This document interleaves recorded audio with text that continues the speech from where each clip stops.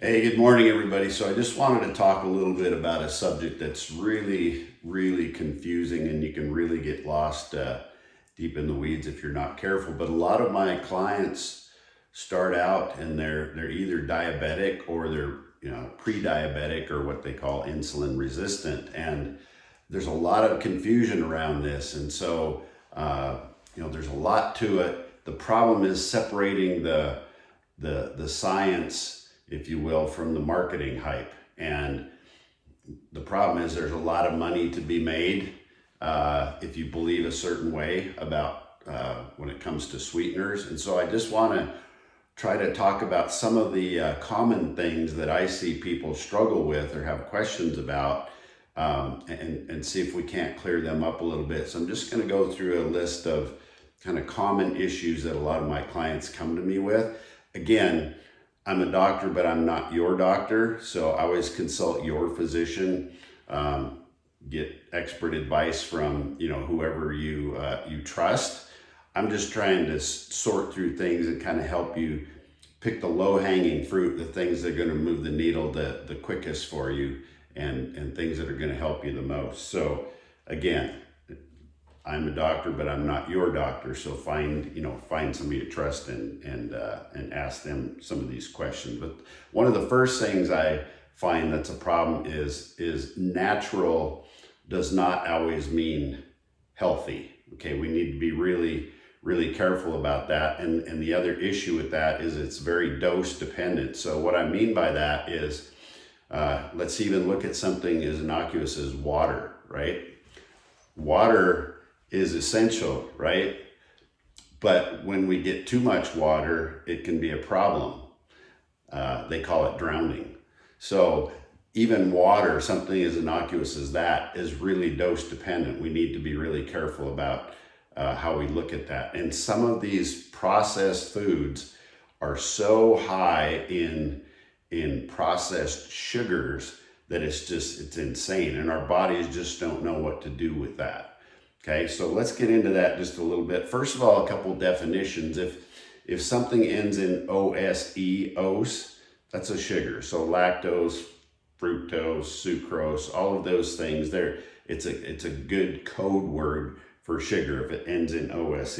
There's also some new sugars out there, sweeteners, that end in ol, like mannitol, sorbitol, erythritol, xylitol. Those are sugar alcohols, and those are some of them can be okay, but a lot of those will cause GI upset, gastrointestinal upset, and so you need to be really careful with those as well. So, and then here's the sweeteners that to me are natural, and if I'm gonna use sweeteners, that's what I'm gonna try to get sweeteners from. They're things like honey. Okay, if you can find, especially in Montana here, we've got a lot of hives around. If you can find somebody that sells natural honey, that's one of the best sweeteners you can get. Okay, it doesn't take very much. It's very sweet. Same thing with even natural maple syrup. You can find somebody where you can get a good source of natural maple syrup. It's a great sweetener as well. Again, it only takes a little bit. Fruit obviously is a great sweetener. It has fructose in it, but here's the deal with fruit. You need to be really careful. People get things confused. I know when I was a kid, if you wanted to be healthy, you started the day with some eggs and bacon and a glass of orange juice, right? Or just a glass of orange juice, and you'd run out the door to go catch the bus. Well, the problem with orange juice, if you want to spike your blood sugar through the roof, have a glass of orange juice. The problem is there's no fiber. So if you take an orange, the whole orange, and you eat it, you know that there's a lot of fiber in there. What that does is it slows the absorption of the sugar into your bloodstream. So that leads us into having a discussion about, we can talk about blood sugar from, we can talk about sugar from a health standpoint, about what's quote unquote good for us and what isn't. Again, we have to keep the dose in mind, but we can also talk about blood sugar in sugar in a way that we talk about blood sugar, where it does affect your overall health big time. And that's where I see the problems coming in, because here's kind of the 30,000 foot view how this works. You eat sugar, your pancreas, there's what's called the islets of Langerhans. These beta cells will produce insulin to keep the level in your blood sugar at a certain level. You don't want, your body really tries to keep it at a certain level. It doesn't want it too high, doesn't want it too low. And so you eat sugar, your blood levels go up, especially if you drink like a glass of orange juice with no fiber.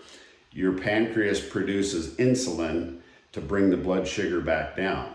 And the problem is we get so much sugar these days from so many different sources that your pancreas is just getting wore out, because every 5 minutes, every hour, whatever it might be, when you have these high glycemic meals or drinks, the Gatorades, all that kind of stuff, I'm not throwing any particular brand under the bus, but we have to realize that these things that spike our blood sugar, our pancreas is just like, I can't keep up with this. And pretty soon you get resistant to the insulin. You've heard the term insulin resistance. And that's why it's so important. In the beginning, it's not a big deal, but over time, if you're eating all this sugar or drinking all this sugar that spikes your blood sugar, your blood glucose, and your body's fighting to keep it down all the time, eventually your pancreas is going to get wore out and it's going to say to hell with it. Then you become insulin resistant. And if you keep doing that, that's when you become pre-diabetic, diabetic, and that's when the wheels start to fall off. So we really need to be careful about those sugars. Now, we also hear terms being thrown around like glycemic index. Glycemic index is essentially how fast that sugar will spike your blood sugar, okay? How fast the sugar you consume will spike your blood sugar. There's a better measure now that's called the glycemic load. And what that is, it measures how fast it raises your blood sugar, but it also takes into account the number of carbs that are in a serving. So take watermelon, for instance. It's got a glycemic index, okay? So it has the potential to spike your blood sugar. The glycemic index is pretty high on a scale of 0 to 100. It's a 72, but the glycemic load is only 4, because the amount of carbs per serving is so low, because watermelon's mostly water, right? That's why I call it watermelon, right? And so we need to be really careful. If we're going to look at these numbers, the glycemic load is way more important than the glycemic index, okay? So we got to keep that in mind too. There's another thing I see thrown around that confuses a lot of my clients, and that's net carbs, right? They put on their net carbs is this really low number, and so you think, wow, this is a great product. I'm going to eat 15 of these, and so what net carbs is they take the carbs in the product, but then they subtract out any fiber that's in there, or any like sugar alcohols can come out of there too. Remember, the sugar alcohols, anything that ends in OL. The xylitols, mannitols, sorbitols, that sort of thing. So net carbs is kind of a BS marketing move to get people to eat these products, because they know if you look at the total overall carbs, they're usually sky high. But if they throw a little fiber in there and some of these sugar alcohols, they can get the net carbs down. But when we're talking about nutrition and body composition, carbs are carbs. And so carbs are still 4 calories per gram. It doesn't matter what the net carbs are. So to me, net carbs is kind of a BS marketing thing that they've come up with to try to get us to consume these products that are actually high in carbs, okay? The other kind of villain I want to talk to you about, in my opinion, is what's called high fructose corn syrup. And it is just what it says. If you look at search on how they make high fructose corn syrup, I mean, it starts with corn, and then it's processed in such a way with all these different things, and there's different ways to do it, but it gets to the point where you get this corn syrup, okay? High fructose corn syrup. The problem with high fructose corn syrup is number one, it's cheap. And so what do you think the food manufacturers are going to put in their product to sweeten it? Because here's the truth. Corn is subsidized by the government, right? So we have enough of it going around. So corn is subsidized by the government, and so there's a lot of corn out there. And so one of the things they can make from that and sell for a lot of money is high fructose corn syrup. The problem with high fructose corn syrup is our bodies don't really know what to do with it. Other sugars like glucose and sucrose, table sugars, our cells directly can take that sugar out of the blood. Our cells directly can use that. High fructose corn syrup, on the other hand, has to be processed by the liver. And so if you have all of this high fructose corn syrup coming into your body all the time that has to be processed by the liver, it creates a problem that you probably heard about called fatty liver disease. And it's similar to cirrhosis, right? Like excess alcohol can cause cirrhosis of the liver. If you look at it, if you actually look at a liver, I mean, it's, liver is usually a bright purple color because it's a really, high blood supply. If you look at liver that has cirrhosis, it's gross looking. It's got, it almost looks like a salmon that's about to die.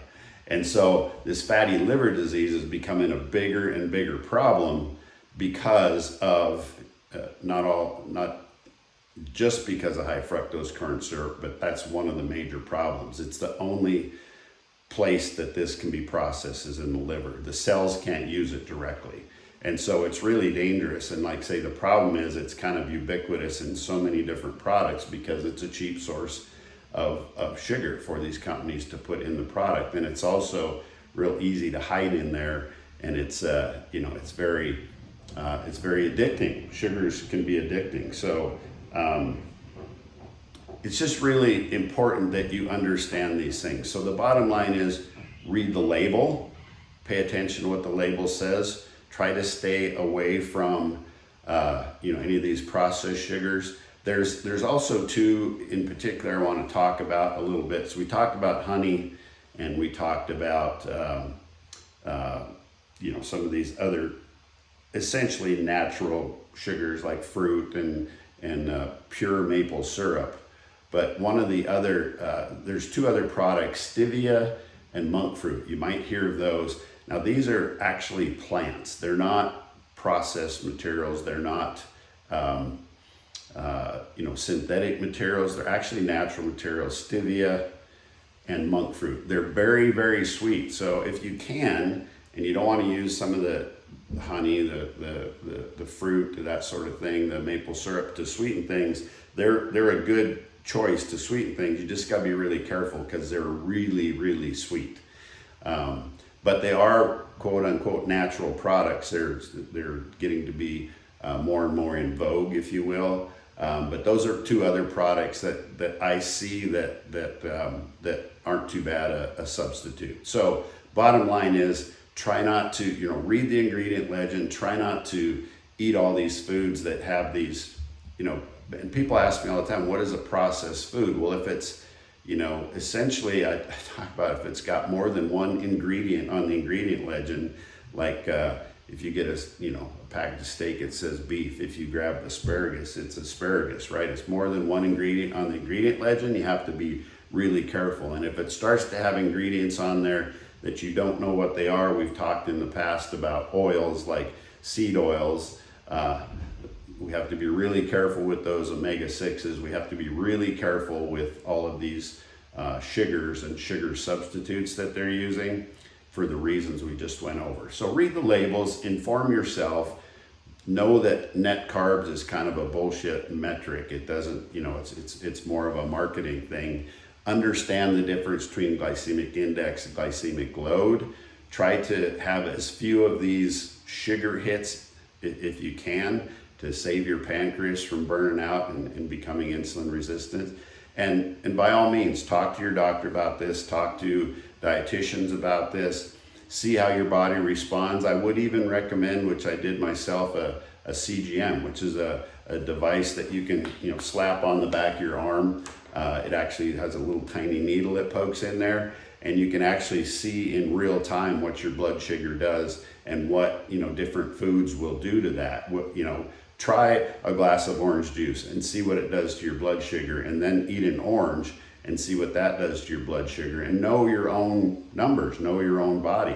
Some people can tolerate that better than others, but in the long run, these things that we just discussed, these principles will help you out immensely. So if you have any questions about that, let me know. I talk a lot about this stuff in my new book that's just coming out, The Antifragile Man. There's a lot of these tips and tricks in there. If you want a copy of the book, reach out, just put book in the comments. If I can help with anything else, if something wasn't clear, let me know, reach out, send me a DM. I'm here for you. I'm just trying to help and try to be a regular guy that can kind of sort through all the marketing hype out there and give you the real stuff. So take care. We'll see you next week. And like I say, if I can help at all, let me know.